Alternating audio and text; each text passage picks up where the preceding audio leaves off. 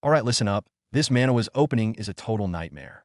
Just because he's overweight and not a looker, our boy gets bullied so hard he's literally used as a punching bag and forced to his knees. How is anyone supposed to live like this? So, let's take a closer look at just how brutal his old school life was. The school bathroom wasn't a restroom, it was the bully's private lounge, and our boy was always the main event on their entertainment schedule. Look at this crew, smoking, picking fights, just straight up lawless. And our boy, he can't even breathe without getting yelled at, forced to just take it all. And the bathroom is just the beginning. Back in the classroom, it's a whole new level of nightmare. They treat him like a pet, literally calling him Pikachu and making him act it out. The worst part? Everyone else just watches and laughs. The whole school's toxic.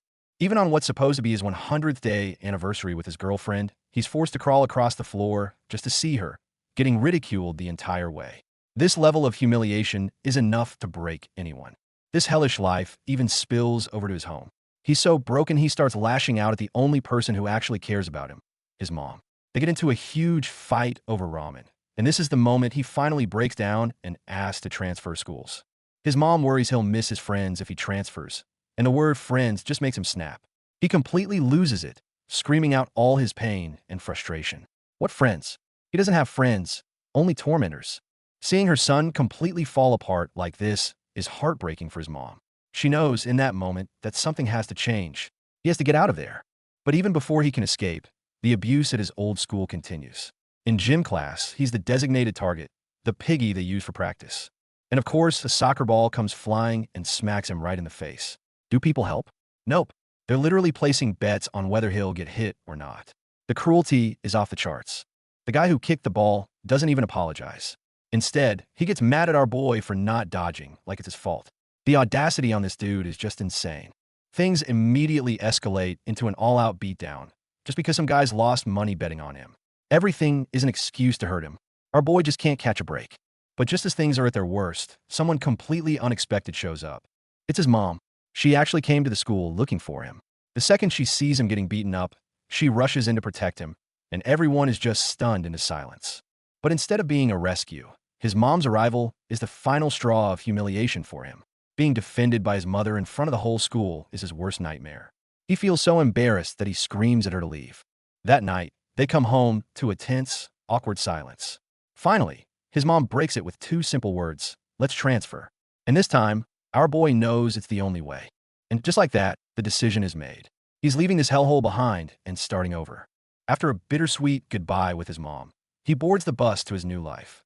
He's heading to a vocational school in a new town, and honestly, he doesn't care. Anywhere is better than here.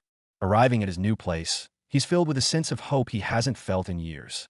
He makes a vow to completely change himself, to be reborn like a cicada breaking free from its shell. That night, he has the most vivid dream of his life. In the dream, he's at a barber shop, and the stylist is telling him he has nice eyes and should try contacts. In this dream, he's suddenly tall, handsome, and turning heads everywhere he goes. It's a feeling he's never experienced before, and it's absolutely thrilling. He tries to pull off a cool, manly smile, but he's so nervous, he just ends up looking like a total weirdo, completely baffling the girl next to him. Things get even crazier when he accidentally gets into a confrontation with a tough-looking guy named Zach. He's sure he's about to get destroyed, but somehow, his dream self survives the encounter unscathed. He musters up the courage to try and de-escalate the situation, thinking this is his chance to act cool. But his new body seems to have a mind of its own, leading to some seriously awkward moments. But the dream quickly turns into a nightmare. The fight breaks out for real, and he gets beaten up by Zach while a crowd of people just stands there filming. It's a horrifying echo of his real life. He wakes up in a cold sweat, only to find a humiliating video from his dream has gone viral online. The despair comes crashing back down, and he curls up in a corner, feeling like absolute garbage. After crying himself to sleep, he wakes up again feeling strange. He stumbles to the bathroom, and everything seems off. The ceiling feels lower, the sink is shorter. He just assumes his eyes are swollen from crying. But then he looks in the mirror, and his heart stops. The person staring back at him is the impossibly handsome guy from his dream. It wasn't a dream at all. He frantically runs back to his room, only to be met with an even more shocking sight. His original body is lying there, fast asleep in his bed. What is even happening? One soul, two bodies? He quickly figures it out. When one body falls asleep, the other one wakes up. My guy isn't just living a new life. He's running two accounts at once. He's totally freaking out, trying to Google woke up with two bodies and obviously finding nothing. Call the cops? His mom? No way. This insane secret is his alone to deal with. To figure out the rules of this bizarre new reality, he starts experimenting. He tries talking to, then shaking, then even slapping his other self. He quickly learns that only one of them can be awake at any given time. After a whole night of testing, he finally gets the hang of it.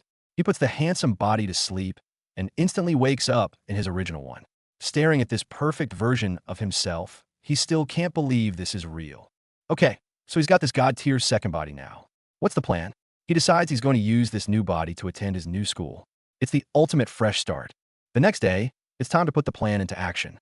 He's ready to start a new life and see what it's like on the other side. Walking to school is a completely different experience now.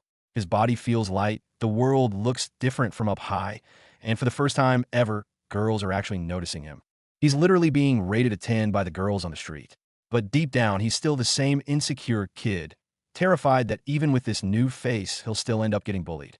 Meanwhile, in a scene that feels like a parallel universe, life for the less fortunate at school is still the same old struggle.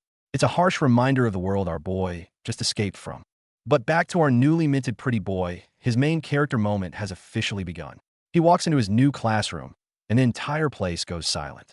Every single eye is on him, and the students are absolutely shook. And just to drive the point home, we see another overweight student at a different school getting made fun of for sweating in the heat. The contrast is brutal. But for our boy, it's a completely different story. The moment he introduces himself, the whole class erupts in whispers.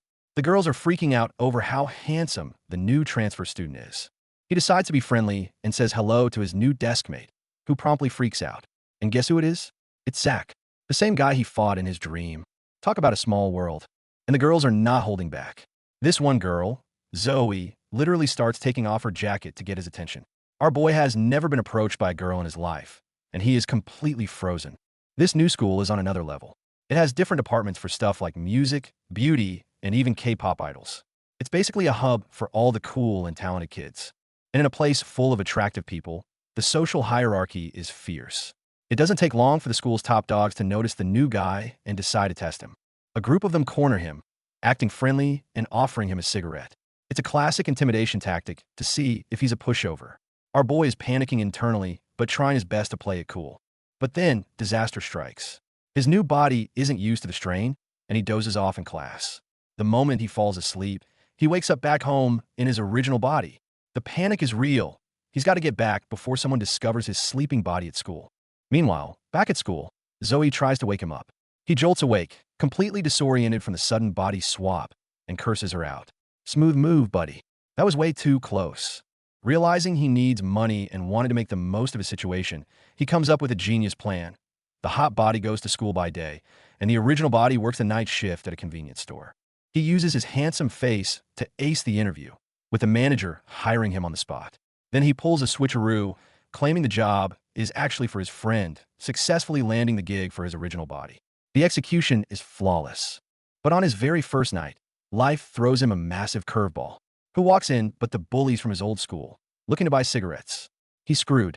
If they recognize him, it's all over. They don't recognize him, but that doesn't stop them from being jerks. They see an overweight, timid convenience store clerk and immediately see him as an easy target. And just like old times, our boy becomes their punching bag again. They drag him outside and start wailing on him just because they can. Some things never change. To make things even worse, they take humiliating pictures of him as blackmail, threatening to spread them if he dares to report them. Just when he thought he had escaped, he's dragged right back into the nightmare. And to pour salt on the wound, his mom calls right at that moment. Wiping away his tears, he puts on a brave voice and tells her everything is great, that he's making lots of friends. This scene is absolutely heartbreaking. Bruised and defeated, he finally falls asleep. But when he wakes up again in his perfect body, something has changed. The look in his eyes is different. He's no longer the scared kid who takes the abuse. The fire for revenge has been lit. The new body gave him a fresh start, but his old nightmares followed him. Now he has to learn how to use this incredible power not just to survive, but to fight back and reclaim everything he's lost. Meanwhile, back at school the next day, the place is buzzing. Our boy's handsome new face is already the talk of the town. Of course, this is seriously threatening the school's resident hotshot, Zach.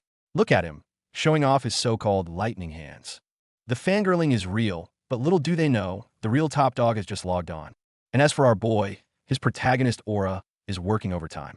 He's the center of attention without even trying. Look at that exasperated expression. He's not used to this, and girls are already lining up to talk to him. This is a level of popularity his old self could only dream of. But while all eyes are on the new pretty boy, a much uglier scene is unfolding in the corner of the classroom. A group of bullies are tearing into a student, using the vilest insults imaginable, even bringing his mom into it. That's the one thing our boy cannot stand. He shoots up from his seat and roars, "If you want to insult someone, just insult me." The entire class is stunned into silence. And just like that, all hell breaks loose. The lead bully, Zach, feeling his authority challenged, literally throws a chair. Word spreads like wildfire. There's a fight brewing in the fashion department. Students from all over are rushing in, eager to see the new hotshot take on the school's top dog. The hallway is packed. Zach strikes a pose, yelling lightning hands like a wannabe anime character, while our boy just stands there. The crowd's already writing him off. Is he scared?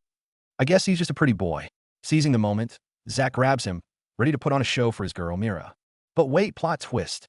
Out of nowhere, the quiet, rich kid, Jay, who's usually just a background character, steps in. He grabs Zach's wrist with an insane amount of force, shocking everyone. Furious that his moment was stolen, Zach immediately turns on Jay, screaming, "Now you're dead meat." As the chaos erupts, our boy Daniel is having a flashback. He's remembering his original body, getting pummeled, always being too slow, too weak to dodge a single punch. The memory of that pain, that helplessness, is flooding back to him. But this time, it's different. Fueled by those painful memories, his new body reacts on pure instinct.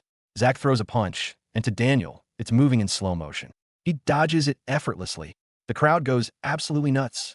He dodged it. How did he do that? And to really understand why Zach is so triggered, we get a glimpse into his past. This is a guy who's always been number one. The fastest runner, the neighborhood bully, a nationally ranked middle school boxer. He's never faced someone who could just casually dodge his best shot. Back in the present, the humiliation continues. Daniel just keeps dodging again and again, like he's activated an invincibility cheat code. The crowd is living for the drama, and poor Mira can only watch as her man gets clowned on in front of the entire school. Ouch! Zach finally corners him. A punch is unavoidable. But then, the impossible happens. Daniel doesn't just dodge it, he catches it. He straight up catches a boxer's fist midair. The entire hallway goes silent. Even Zach can't believe it. This pretty boy has some serious hidden skills. Our boy is just barely hanging on, though. He's sweating bullets. Seeing his opening, the bully does what bullies do best.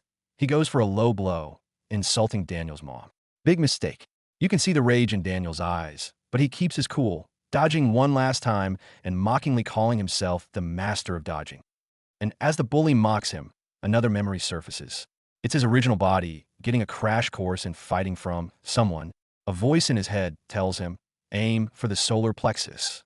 That's how you throw your first punch. The lesson learned in one body is executed by the other. Daniel plants his feet, puts all his weight into it, and throws a single, perfect punch. Bam! One punch. That's all it took. The school's top fighter is down for the count. The crowd erupts. One punch. One punch. The legend of the new transfer student is born. Zach is on the floor, barely breathing. And our boy, Daniel, he just turns to the rest of the bullies with a death stare that says, "Who's next?" Yeah, they're not messing with him anymore. But of course, bullies are sore losers. They regroup in the bathroom, planning to jump Daniel after school, thinking they can win with numbers. Little do they know, they're not alone.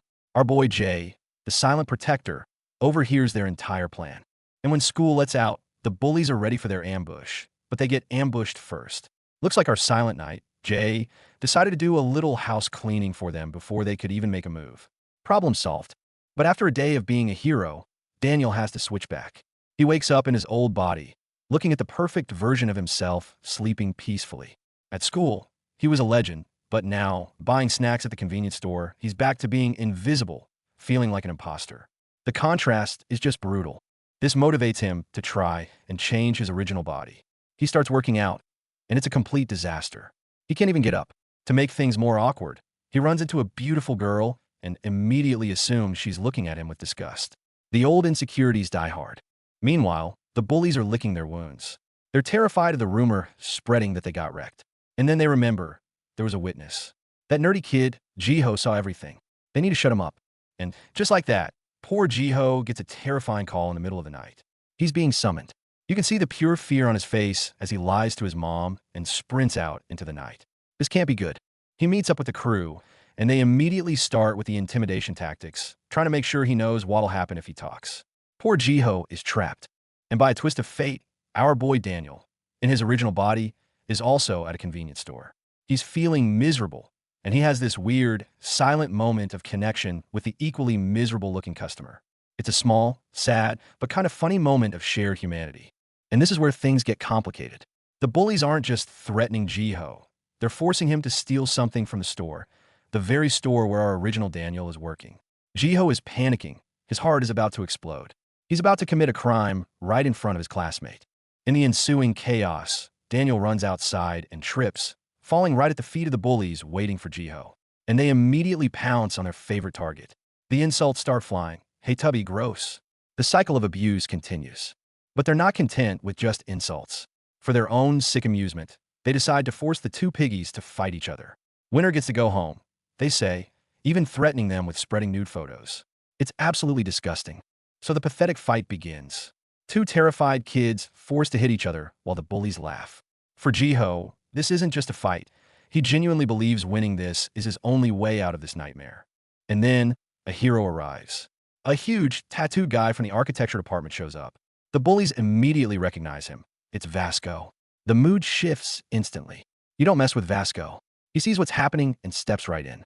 Vasco makes short work of the bullies and then turns to Daniel and Jiho, simply telling them to head home. Underneath that scary exterior is a genuinely good guy who protects the weak. For Daniel, this guy is a true hero. The next day at school, the contrast is back in full force. Handsome Daniel walks into the cafeteria, and it's like a celebrity just arrived. Girls are flocking to him. Meanwhile, the original Daniel can only watch from a distance, feeling a painful sting of jealousy. The cafeteria is buzzing with gossip about the school's strongest fighters. Names like Vin Jean and Zach are being thrown around. You can feel the tension in the air, like everyone is sizing each other up. And speak of the devil, here comes Vin Jean.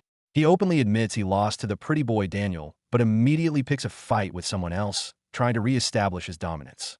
This guy is just looking for trouble. Then, Daniel spots his hero from last night, Vasco. He excitedly runs up to thank him, but Vasco has no idea who this handsome stranger is. He doesn't recognize him at all. Daniel is absolutely heartbroken. And of course, the students around them immediately think another fight is about to break out. Vasco, being the protector of the weak, is immediately suspicious of this popular new guy. He grabs Daniel's shoulder with his infamous squeeze of death and gives him a warning. Even if you're good-looking and strong, don't screw around. He thinks Daniel might be another bully. Daniel is in agony, but tries to explain it's all a misunderstanding. But Vasco isn't listening. He keeps squeezing, trying to force Daniel to his knees. What he doesn't expect is for Daniel to actually withstand the pressure. Vasco is shocked by his raw strength. It's a pure power struggle. Both guys are internally freaking out about how strong the other is.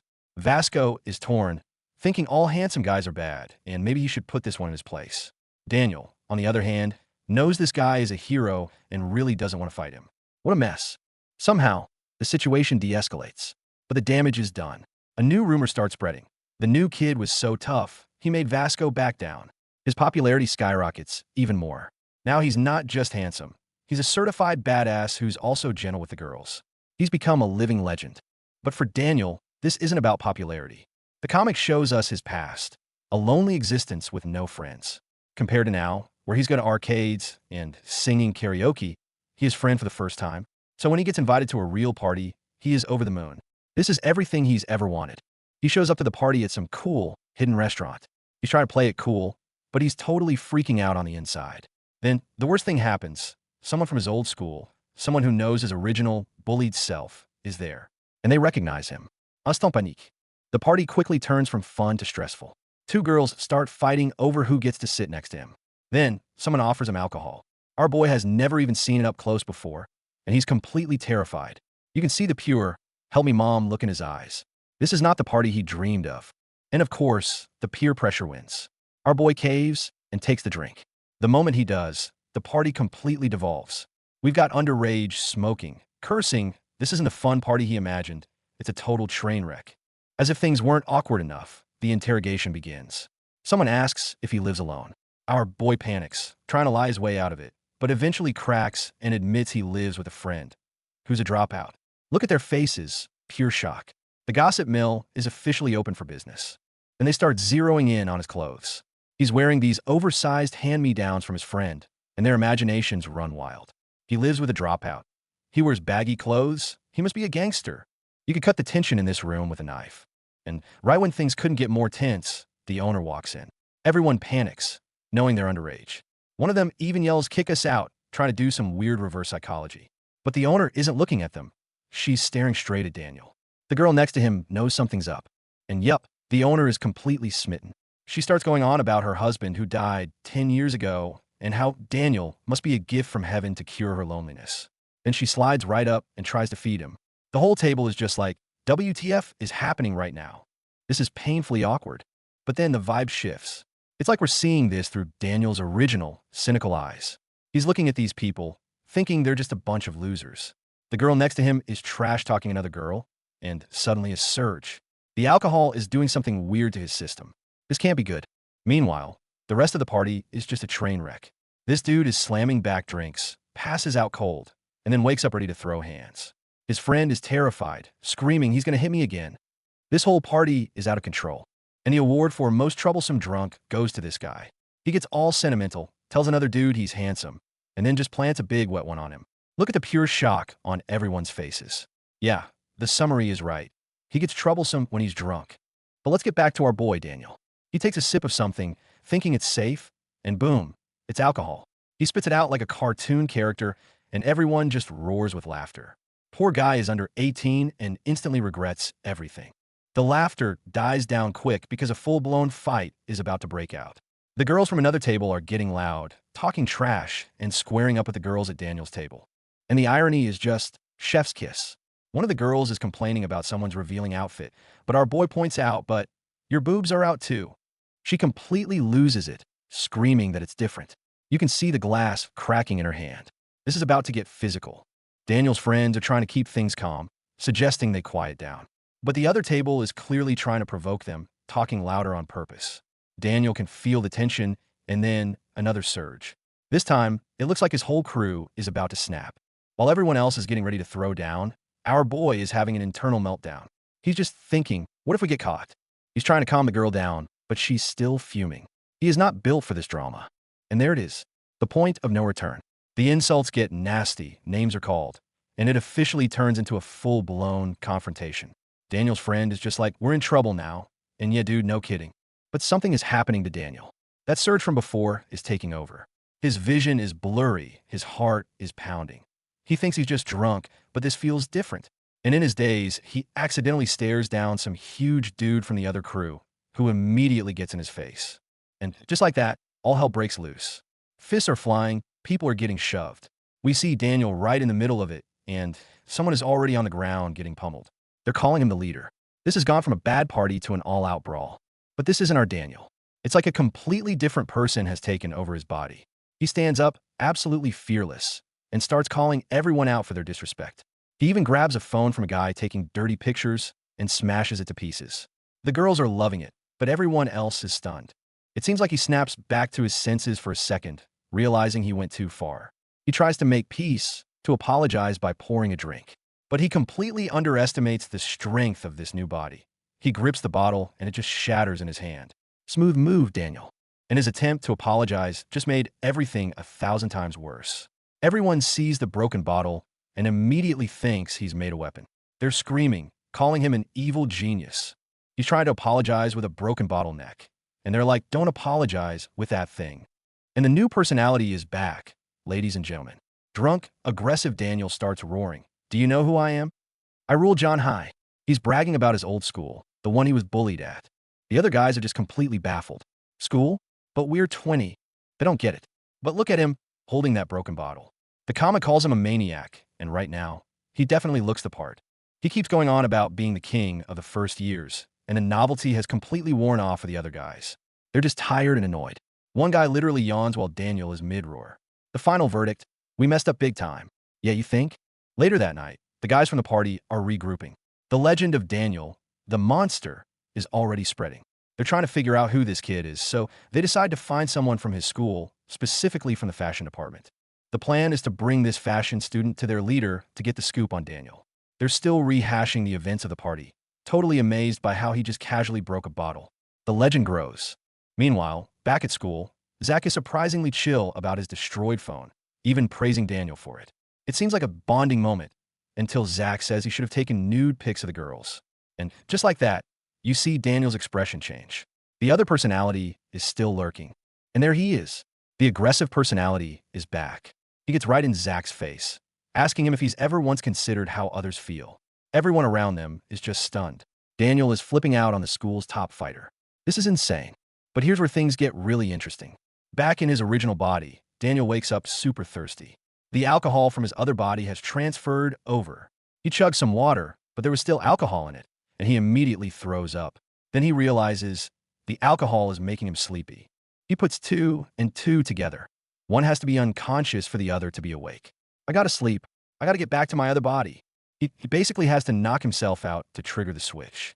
He drifts off, has a sweet dream, and then wakes up. He checks his hands, looks at the clock, and realizes he's still in his original body. The switch didn't happen. An hour passed, he was asleep, but nothing changed. Instant pure panic sets in. He's completely freaking out. Was it all a dream? He bolts out of his house and starts running through the streets, desperate to find his other body, praying that it hasn't just vanished forever. He finally makes it back to the restaurant. And there he is, his perfect body, passed out cold on the floor, still drunk. The people from the party are still there, try to wake him up. And now his original self has just walked in on the scene. This is a nightmare, and the nightmare gets worse. The guys from the party recognize him, not as Daniel, but as the fatty from the convenience store. They're all wondering why this random kid is here, making fun of him. Our boy doesn't know what to do. He's trapped. The owner comes over, demanding to see his ID. And that's when it all clicks for Daniel. The body didn't disappear. The switch failed because his other self was so blackout drunk that it couldn't wake up in its sleep state to allow the transfer. Consciousness is the key. To make matters worse, one of the guys from the party, who now thinks he's Daniel's best friend, starts getting all handsy with his unconscious body, saying he'll take him home. Original Daniel tries to stop him, but everyone just thinks he's some crazy, obsessed fan. The misunderstanding is epic. The misunderstanding has snowballed into a full-blown conspiracy theory. They're convinced handsome Daniel is a gangster running errands at night, and that original Daniel is his pathetic little slave, working for him 24/7.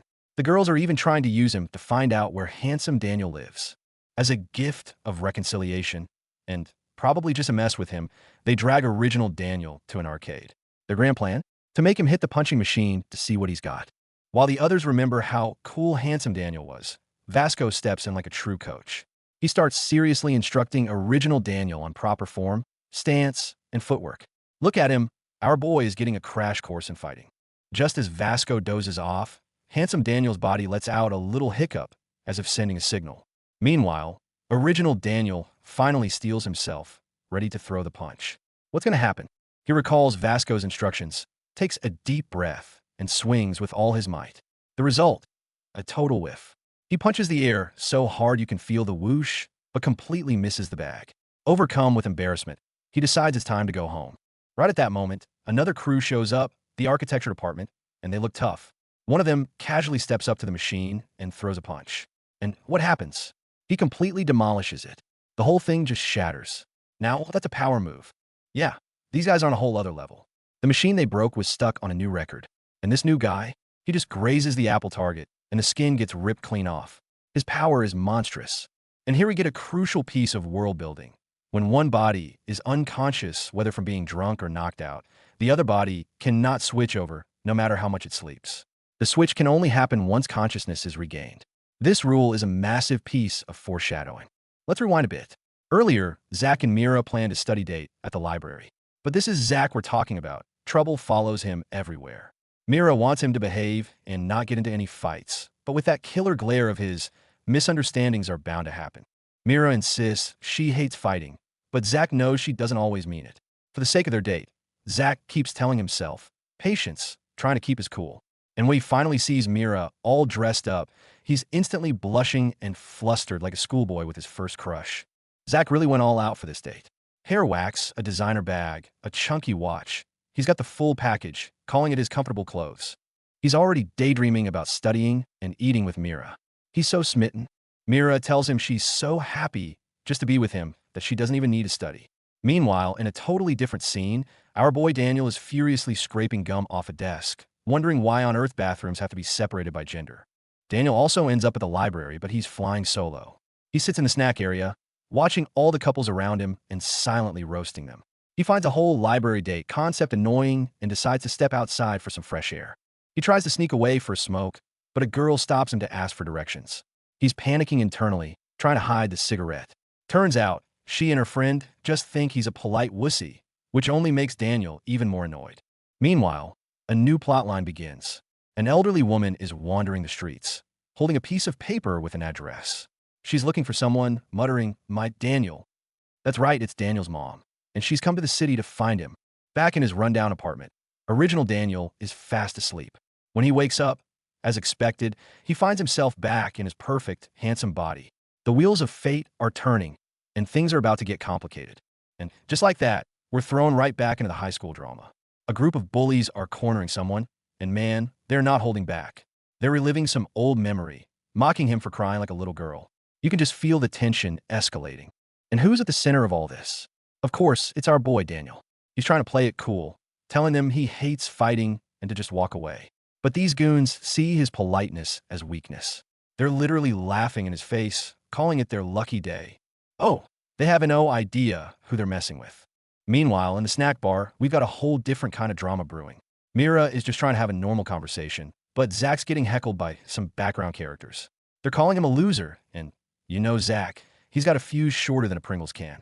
He's about to blow, but Mira, ever the peacemaker, steps in to stop the fight. But the bullies aren't done. They start mocking Zach for playing nice in front of his girl. And then, the ultimate crime. They swipe the honey butter chips he bought specifically for Mira. Look at them, munching away without a care in the world. You do not mess with a man's snacks, especially when they're for his girl. It gets worse. They're straight up taunting him with the chips, asking if he wants one. And when Zach confronts them, they play dumb. Then, one of these clowns pulls out a rubber band and shoots a paper wad right at him. The disrespect is off the charts. Zach's patience is wearing dangerously thin. And that's the last straw. Zach absolutely loses it, screaming at them to knock it off. His explosion of anger sends a shockwave through the room. But just as the chaos hits its peak, someone unexpectedly rises from his seat. Everyone's like, what the dash? Who is it? It's our boy Daniel. But look at him. He's shaking, trying so hard to keep his cool. He's muttering to himself, "Stay calm, be cool." But you can see the rage boiling just beneath the surface. And just then, Mira walks up, completely oblivious, asking if something's wrong. Daniel tries to play off, but she drops the bomb. We are on a date. Talk about bad timing. With Zach sidelined, the bullies have a new target, Daniel. The big bald dude starts messing with his hair, calling him a wuss. Our boy is having an internal meltdown. My hair. It took me 40 minutes. But on the outside, he's trying to channel his inner monk, chanting patience, patience. The whole school is watching this go down. The audacity of this guy. He then turns to Mira and starts hitting on her, right in front of everyone, asking for her number. As if that's not bad enough, the peanut gallery starts whispering that her face is all fake. Zach is about to erupt like a volcano, but Mira, ever the diplomat, tells him to calm down. This situation is a powder keg waiting for a match. And there's the match. Zach has had enough. With one swift, brutal punch, he knocks the bully out cold. Wham!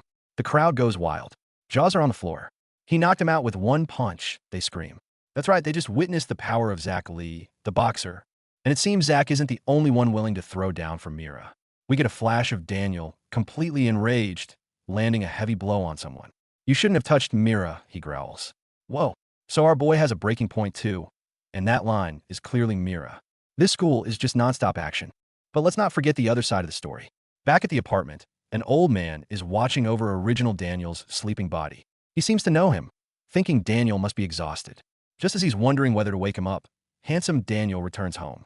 He immediately senses something is off. Someone's here, he thinks. This is getting intense. Back to the school drama, we see the aftermath of the fight. Zach is at home, texting Mira, clearly regretting his outburst. Why'd I do that? He thinks. Meanwhile, Mira looks at her phone with a serious, unreadable expression. His violent temper is definitely putting a strain on their relationship. Whoops, looks like a glitch in the Matrix. The image didn't load. But no worries. The gist is that Daniel finally meets the mysterious old man who was in his apartment. Okay, crisis averted for now.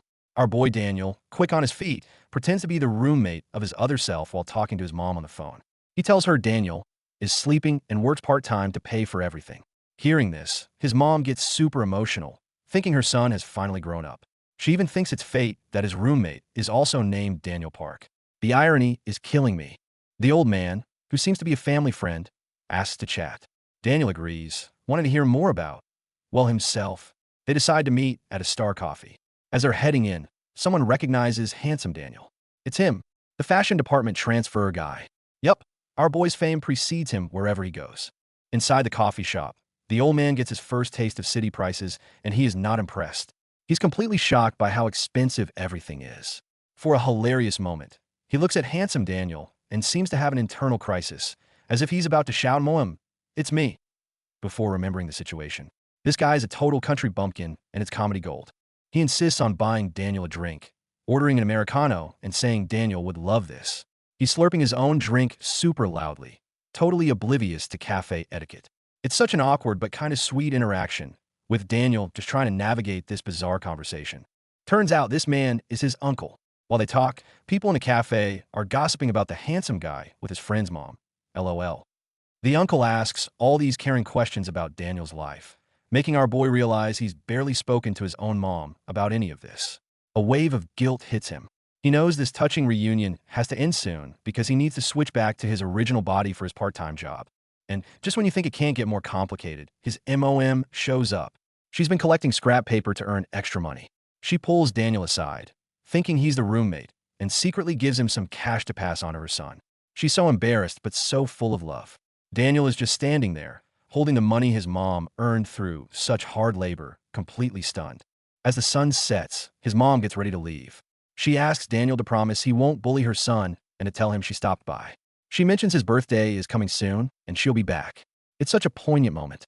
Daniel promises to take care of Daniel and watches her go, feeling a mix of sadness and determination.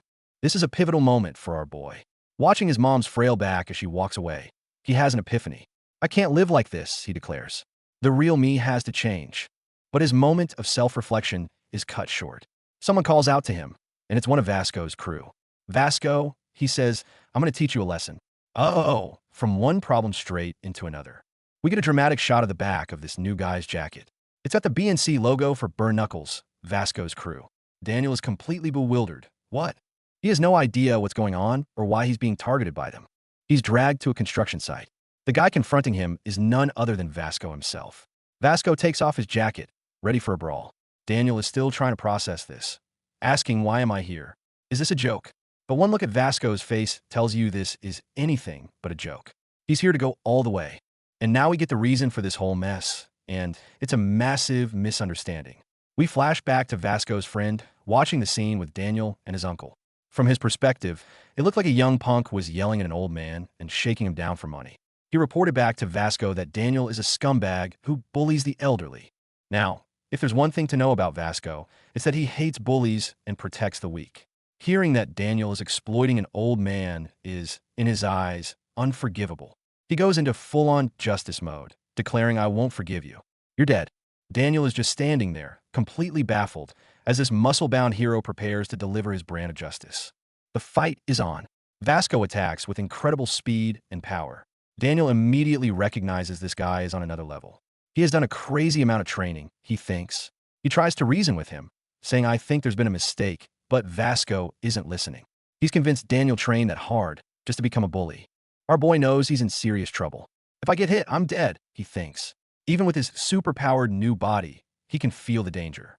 He manages to land a punch, marveling at how his fist feels made for this. But he also recognizes that while he might have dodged Zack, Vasco is a different kind of beast. Vasco demands the money Daniel stole from the old lady, his mom. Daniel is even more confused now. Is this guy trying to rob me? He wonders. The audience gets the full picture through a flashback. Daniel's mom was too shy to give the money directly, so she gave it to the uncle to pass on. The whole situation is just one giant, unfortunate misunderstanding. There's no way Daniel is giving up the money his mom worked so hard for. He stands his ground and gets into a defensive stance. Vasco, ever the analyst, studies his posture. Judging by his stance, he's an outboxer, he deduces. He's trying to read his opponent, but he's reading the wrong book entirely. And we get another piece of the puzzle. A flashback shows Vasco training, learning a specific, high-risk technique, absorb a blow to get in close, and deliver a devastating strike to the jaw. This is his signature move, a trump card he learned through brutal training. This fight is about to get even more dangerous. Back in the present, Vasco executes the move perfectly. I got him, he thinks. But then, the scene cuts to the construction site, where Vasco's crew finds him standing over a passed-out Fat Daniel. Burn knuckles? Vasco, original Daniel groans. Did he switch bodies right before the final blow landed? Original Daniel wakes up at the construction site, completely disoriented, clutching the money. I hope I didn't kill him, he thinks, amazed at how his body moved so naturally. It confirms the switch was an unconscious act of self-preservation. Meanwhile, handsome Daniel, now safe, reflects on the perfect timing of the switch. That was way too close. The aftermath. A humbled Vasco admits his defeat to his right-hand man, Jace. I lost, he says. He realizes Daniel used not only boxing, but also Muay Thai techniques. I can't ever beat a guy like that, he concludes. This loss shakes the core belief of his crew. Burn knuckles never lose. The scene then transitions, taking us to a new setting where the next arc begins. All right, switching gears to a new character, this guy Namsu. He's a god in an online game, fully decked out in epic gear, but in real life, he's super insecure about his beat-up shoes. The twist? Those beat-up shoes turn out to be super rare vintage kicks, and suddenly everyone at school thinks he's a secret rich kid. The irony is hilarious. Getting a taste of that sweet, sweet validation, Namsu goes all out, buying a ton of hypebeast gear to complete his look. He's feeling himself, thinking he's the main character now. But then he runs into Zack, who's wearing the exact same shoes. Namsu is internally fuming, annoyed that Zack is stealing his thunder with even more expensive gear, and even complains they look like a couple. The jealousy is real. Not one to be outdone, Namsu pulls out his ultimate trump card, a Chrome Hearts ring. He dramatically shows it off to the entire class, expecting everyone to be blown away. And honestly, it works. His classmates are freaking out, gathering around to get a look at his legendary item. And just like that, Namsu becomes the talk of the school. Everyone is convinced he's a secret Chable heir. They're pointing out his Hermes bracelet, his Hublot watch. The guy is a walking luxury catalog. Even the girls are taking notice. For the first time, Namsu is the center of attention, and he is loving it. But just as Namsu is soaking in his newfound glory, the real main character walks in. It's our boy Daniel. He's just carrying his old backpack and wearing regular Converse, but the second he shows up, all eyes are on him. All that expensive gear on Namsu suddenly means nothing in the face of Daniel's perfect looks. The hierarchy is instantly restored. The school gossip machine kicks into high gear. Now the rumor is that Daniel, despite being handsome, is dirt poor because he doesn't wear brands. Meanwhile, in the architecture department, the Burn Knuckles are in disarray. Their leader, Vasco, has gone missing, and nobody knows what happened to him. The Burn Knuckles are panicking until they finally get a text from Vasco. He says his screen is broken and he's getting it fixed, and then sends a picture of a dog. This random message just confuses everyone more. The crew starts to fracture, with some trying to decode a hidden meaning and others seeing an opportunity to make a move. Vasco's second-in-command, Jace, starts getting suspicious. He thinks Daniel somehow took out Vasco to seize power. On the surface, he's trying to keep the crew together, but secretly he's convinced Daniel is the enemy and decides he has to do something to avenge his leader. School's out for the day. Daniel gets a call from his mom and realizes, oh yeah, tomorrow is his birthday. After hanging up, he overhears classmates whispering that he dresses like a beggar. That stings. Even in this perfect body, the insecurity from his old life still haunts him. Another missing image, but the story flows. Basically, as Daniel is walking home feeling down, he's being watched. Someone's about to make a move. Walking home alone, Daniel remembers how his past birthdays were always just with his mom, and a wave of loneliness washes over him. He renews his vow to work hard and escape poverty. But his thoughts are interrupted when someone suddenly darts out from an alley, catching him completely by surprise. The mysterious figure is Jae-hong, the quiet rich kid. Without saying a word, he shoves a massive gift bag into Daniel's hands. Turns out, it's a birthday present. Daniel is stunned, seeing that it's a bag full of designer clothes, exactly what his new body needs. He gratefully accepts. When Daniel gets home, he finds a mountain of gifts from Jay waiting for him. Is this a normal birthday gift? He wonders. But his shock is cut short by sounds of a struggle inside. He bursts in to find the Burn Knuckles have invaded his apartment, and are beating up his original body. The next day at school, Daniel makes his grand entrance decked out head to toe in the designer gear from Jay. The same students who were calling him poor yesterday are now speechless. The Valentino sneakers, the Balmain jacket, they're all in awe. Oh, how the tables have turned. Daniel is now the undisputed center of attention. Zach can't believe his eyes, staring at Daniel's G hashtag, Vinci bag, and Hublot watch. The girls are whispering about how he's even more handsome today. And when someone asks where he got his clothes, Daniel, being his humble self, calls them cheap hand-me-downs, which only solidifies everyone's belief that he's an unbelievably rich and modest prince. And who's the mastermind behind all this? Jay Hong, of course, watching from the sidelines. It turns out he overheard the students mocking Daniel for being poor, went home, got money from his mom, and bought a whole new wardrobe for his friend. Now, that is how you support your boy. What a legend. The chapter closes on a heartwarming note. Our boy Daniel is lying on the floor, surrounded by gifts and happy birthday notes. It seems Jay wasn't the only one who remembered. For the first time, he's not just the lonely fat kid. He's someone with friends who genuinely care. What a glow up, in more ways than one. Just as we were soaking in that heartwarming ending, Chapter 21 yanks us right back to reality. We cut to a talent agency, and auditions are in full swing. We've got some dude in shades hyping himself up, a couple of stone-faced judges, and then there's this poor kid in a pink hoodie absolutely sweating bullets. The pressure is on. And yep, you guessed it, the nervous kid is our boy Daniel in his original body. The audition does not go well. He's basically told to get lost. Dejected, he starts his lonely walk home, trying to channel his inner Eminem by writing lyrics on the bus. But even there, he can't catch a break. The other passengers just see a fat kid writing in a notebook and immediately label him an otaku. Man, this world is brutal. Meanwhile, back at Jay High School, life in the handsome body is a whole different drama. The vocal and dance department is buzzing with gossip, but not everything is peachy. Some dude is literally kicking another student in the classroom. But the mood shifts fast when talk turns to the upcoming festival's main event, a charity auction where girls bid on guys for a date. Oh, this is going to get interesting. The whole school is buzzing. The girls are already strategizing, running down the list of the hottest guys from each department. Of course, amidst all the excitement, some jerk is still writing childish insults like pig die. But the real focus is the festival performance. Everyone's wondering who's going to take the stage this year. While the popular kids are getting hyped, we cut back to our other Daniel, looking exhausted and whispering me too. He clearly wants to be part of it all. Later, he goes to visit his grandma at her little food stall. It's a sweet, quiet moment, which is immediately shattered by the arrival of 3 intimidating-looking dudes. Oh, this can't be good. Turns out the intimidating dudes are just a couple of hungry students, led by this guy, Duke. And Daniel's grandma is in full-on grandma mode, force-feeding Duke like he hasn't eaten in weeks. Look at his face, he's overwhelmed, but too polite to say no. It's hilarious and kind of sweet. But the laughter stops here. We cut back to the classroom, and that pig dye graffiti is on the chalkboard. And the victim? It's Duke. The bully, this punk in a PPP hat, not only admits to writing it, but starts beating Duke up right in front of everyone. And the worst part? The other students just stand there laughing. This is just disgusting. All right, kicking off Chapter 22. It's lunchtime, and the contrast is insane. Handsome Daniel walks into the cafeteria, and it's like a celebrity has arrived. Everyone's fawning over him. But just a few feet away, his original body is getting lunch, and the PTSD is real. Flashbacks of being tripped and mocked in this very same line hit him hard. The pain is still fresh. And because Daniel is sitting with Duke and the others, the gossip mill is going crazy. Why is he hanging out with the weirdos? Is he a nerd collector? This, of course, attracts the attention of our resident bully, Mr. PPP Hat, who struts over, trying to intimidate Daniel. He even offers him a cigarette, acting all tough.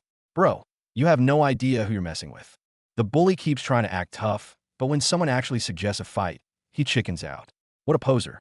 With the tension diffused, everyone's attention immediately snaps back to Daniel and the charity auction. The peer pressure is immense, and you can see the panic on Daniel's face. He's not built for this. The idea of performing, of being the center of attention, is really getting to him. While he's cleaning an empty classroom, he can't stop thinking about it. He tells himself, I've never wanted to be on a stage, but you can feel the longing. His heart is pounding. It's that classic feeling of being terrified of something you secretly desire. And we see why he's so conflicted. Back in his original body, he's all alone, singing his heart out to an empty room. This is the only place he feels safe enough to perform. The loneliness is crushing. He has all these lyrics and all this passion, but no melody and no one to share it with. And then something clicks. We see this fire ignite in both of his bodies. Handsome Daniel looks like he's making a declaration, while his original self clenches his fist, filled with a newfound determination. It looks like our boy has finally made a decision. And here's how it's going to happen. Duke, the aspiring rapper, walks right up to Handsome Daniel. He heard him singing earlier and recognized the raw talent. Duke lays it all out. Let's perform together. I'm confident in my rap, and you have the voice. We can blow everyone away. The ultimate duo is about to be born. So the duo is officially formed, and Daniel is already a legend at school after putting Zach in his place. Their first practice session is at Daniel's shabby home, and Duke is having a full-blown panic attack about it. But our boy Daniel couldn't care less. And then, he hears Duke sing for the first time. The look on his face says it all. This kid is the real deal. And just like that, the roles are reversed. Duke, who was so nervous moments ago, is now the confident teacher, coaching Daniel on vocal techniques, pitch, and melody. And Daniel, the popular hotshot, is the humble student soaking it all in. The grind has officially begun. After a hard practice, Duke warns Daniel about overusing his voice. The two head back to Grandma's food stall, and she's just overjoyed to see them together. Daniel tells his grandma to get some rest, and she remarks on how similar the two boys are. Just a wholesome moment between friends and family. But here comes the ultimate cheat code. When Handsome Daniel's vocal cords get tired, he just switches bodies and keeps practicing. His original body is fresh and ready to go. He realizes he can practice 24/7 without burning out. This isn't just a glow-up, it's a literal life hack. While practicing in his original body at a convenience store, he runs into that beautiful girl from the talent agency. She actually recognizes him, compliments his voice, and even buys him an energy drink to cheer him on. Look at him blush. That's a buff from the goddess herself. His motivation is now over 9,000. Fueled by that encouragement, Daniel's confidence is soaring. He reflects on how he came to this school for his love of fashion, only to be met with constant bullying. But now, with a friend like Duke by his side, things are finally starting to look up. He even starts opening up to Duke and the others, sharing embarrassing stories of being bullied. From getting his head flushed in a toilet to other humiliating acts, they all find a strange sense of camaraderie in their shared trauma. Daniel even tries to act tough, lighting up a cigarette to look more like a bad boy. His attempt to look cool completely backfires. He just looks awkward. But it doesn't matter. His classmates' perception of him has already changed. Since he transferred, Zach doesn't dare bully people as openly, and they can all eat lunch in peace. And then, Daniel casually puts out the cigarette with his bare fingers, and acts so badass it leaves everyone speechless. After that insane display, he calmly walks to the counter to buy some chocolate milk and burn cream, telling the cashier his finger caught on fire. The absolute legend. Everyone is whispering now. This new transfer student is an enigma. Thanks to his 24/7 training hack, Daniel and Duke's skills have improved at an unbelievable rate. People are stunned, saying it's like he's a different person. If only they knew. As the banner for the J-High Festival goes up, the day they've been waiting for is finally here. Festival Day has arrived, and the atmosphere is electric. The seniors from the practical music department roll up in a literal truck that transforms into a DJ booth. The beat drops, and the whole place erupts. Now, this is how you kick off a festival. Every department is showing off. The photography club has snacks, the fashion department has its auction, and then there's Daniel. He hops on one of those boxing game machines and displays god-tier dodging skills, avoiding every single punch. The crowd is losing their minds, wondering just who this guy is. Meanwhile, the other booths are just as lively. Over at the beauty department, the legendary Eli Jang is personally giving girls haircuts, and the fangirling is real. The baking department is busy selling out their goods. The whole campus is just buzzing with energy. Our boy Daniel is living his best life. He hilariously rejects the baking department's sacred bread sword, then heads over to the architecture department's arm wrestling booth and wins 10 matches in a row. He's the star of the show, and he knows it. But then, he gets dragged to a water balloon game, and the trauma of his past comes rushing back. Even in this perfect body, his soul is still the same scared kid who panics under pressure. Faced with the water bombs, he completely freezes up, scared to death. Over at the fashion department's booth, things are getting heated. A second-year student with a shark hat has designed a ridiculously over-the-top outfit and is arguing with his partner about it. The drama is just hilarious. Finally, it's time for the main event, the charity date auction. The rules are simple. Girls bid on the freshman guys, and the highest bidder wins a date. The energy in the crowd is insane as the bidding kicks off. Eli Jang from the beauty department hits the stage, and the price immediately skyrockets to $500. What a stud. Then comes Vasco from architecture. He's built like a tank, but he's so nervous he turns bright red, and nobody bids. Ouch. But the biggest tragedy is the vocal and dance rep, who gets sold for a measly 50 cents. The public humiliation is real. And for the grand finale, it's the transfer student from the fashion department, Daniel Park. The moment he steps onto the stage, the crowd goes absolutely wild. Look at his face, though. He's freaking out on the inside, screaming, "Somebody save me." The girls in the audience are losing their minds, literally crying and screaming for him. And just when you think it can't get crazier, last year's auction queen, the rich girl Lala Kim from Chanel High, makes her grand entrance. Oh, the plot thickens. The bidding for Daniel becomes an all-out war. The price is climbing fast, but then Zoe, who's been crushing on Daniel forever, jumps in with a massive bid of $300. She saved up all her money for this one moment. She's not backing down. But just as Zoe thinks she might have it, Lala Kim swoops in and casually drops a bid of $1,000, silencing the entire crowd. Look at Zoe's face. She's completely stunned. She never expected this level of competition. You think $1,000 is the limit? Think again. Another mysterious rich girl steps up and yells $5,000. $5,000. The entire festival is in an uproar. They're bidding on a high school kid like he's a designer handbag. And it's settled. Daniel is sold for a record-breaking $5,000. The host even adds insult to injury by reminding everyone that last year, his other body sold for 50 cents. The duality is insane. The auction ends, but just as they announce the performances, the winning girl tries to drag Daniel away. This rich girl, Crystal, immediately starts trash-talking Daniel. "You don't think I bought you because I actually like you, do you?" Her attitude is just awful. This sudden switch-up leaves our boy completely baffled. Her words hit a nerve. Daniel is instantly reminded of how people treated him in his original body, and he's not about to let her get away with it just because he's handsome now. He tries to confront her, but her bodyguard immediately steps in. This bodyguard is clearly a pro, and he restrains Daniel with ease. But he's underestimating what this body can do. It's like Daniel's new body has muscle memory of its own. He breaks free and launches a counterattack, shocking everyone. The bodyguard's kick is lightning fast, but Daniel's body reacts even faster. He instinctively blocks the blow, but the force is immense. He realizes in that split second that his opponent changed the angle of attack mid-kick. This guy is a true martial artist. After the brief clash, the bodyguard, who we'll later know as Gunn, seems impressed. He compliments Daniel's sharp eyes and calls him a fun guy. It looks like our boy has, completely by accident, caught the attention of a major player. The story is about to get a whole lot crazier. While Daniel is busy making friends with powerful people, on the other side of town, some shady business is going down. This guy in the glasses is clearly on a mission, telling his crew that the boss wants their target left untouched.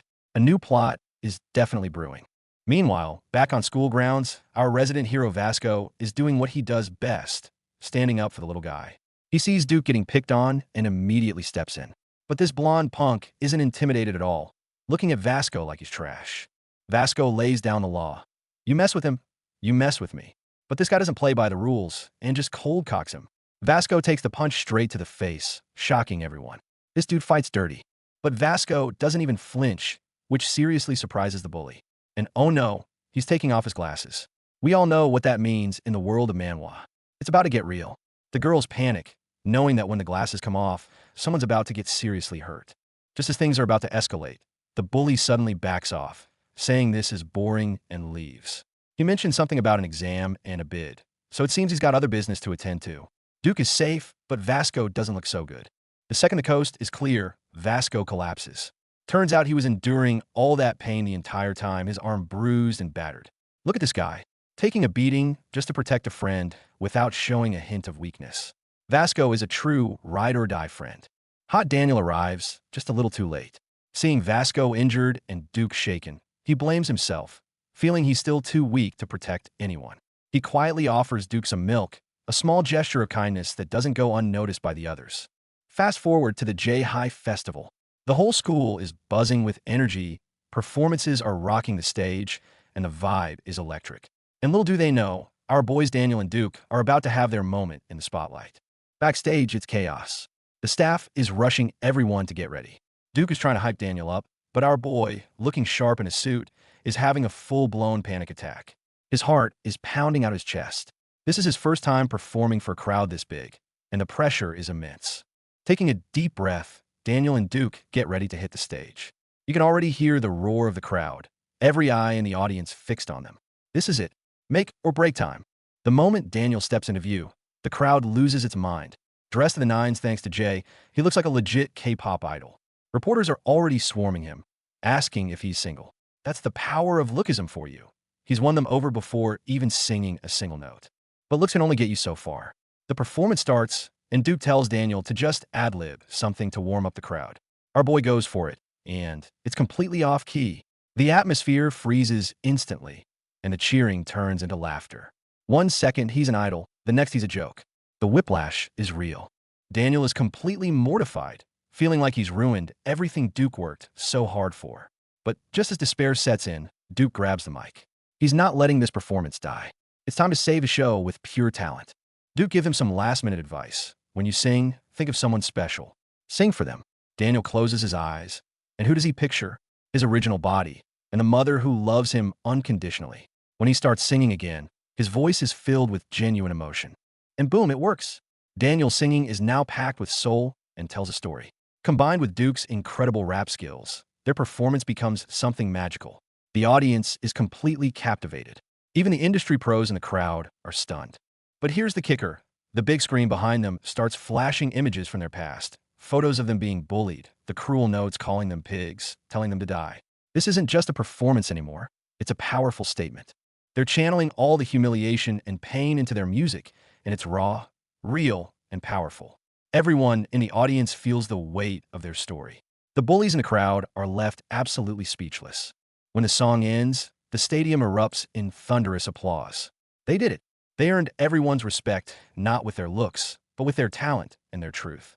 Now, that's how you stage a comeback. After the show, a big-shot talent scout from an entertainment company approaches them. He's completely blown away by Duke's skills and even hands him a business card. It looks like Duke's dreams are finally about to come true. But in the very next breath, reality comes crashing down. The scout turns to Daniel and offers him the contract, completely ignoring Duke. He even asks, "Who's Duke?" In the end, all he saw was Daniel's handsome face, not the talent standing right next to him. Brutal. The performance goes viral online, but all the comments are about how hot Daniel is. Nobody's talking about Duke's incredible talent. Back in his original body, Daniel scrolls through the comments on the bus, a bitter taste in his mouth. This world really is all about looks, isn't it? As frustrating as it is, life goes on. Daniel takes out his notebook and starts pouring all his complicated feelings from the day onto the page. He's going to turn this experience into a new song. For him, making music is the only way to process it all. So, original Daniel and Duke decide to try a new venture, live streaming. They start a channel called Duke's Rap Room. But the moment they go live, the chat is flooded with vicious comments about their appearance, calling them pigs. The internet can be an even crueler place than the real world. The next day at school, it's a completely different story for hot Daniel. One of the girls in his class, Yui, is clearly crushing on him and starts making moves. That's the power of a pretty face. He doesn't even have to try, and the girls flock to him. And of course, the high school drama kicks in.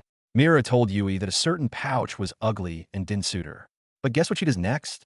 She flaunts the exact same pouch right in front of Daniel, trying to get his attention. The hypocrisy is real, folks. Mira shoves her new pouch in Daniel's face, fishing for a compliment. He gives a casual, "Yeah, it's cute," and she's over the moon. The other girls are watching this whole exchange, thinking they look like a perfect couple, at least on a superficial level. Meanwhile, in the less glamorous world of streaming, original Daniel and Duke are struggling. To get donations, they're reduced to doing ridiculous thank you dances for viewers. Watching his original self debase himself for a $10 tip is a bitter pill for Daniel to swallow. They quickly learn that the virtual gifts, these balloons, can be exchanged for real money. This discovery gives them a glimmer of hope and pushes them to work even harder, clowning around for an invisible audience. They're willing to do almost anything to make some cash.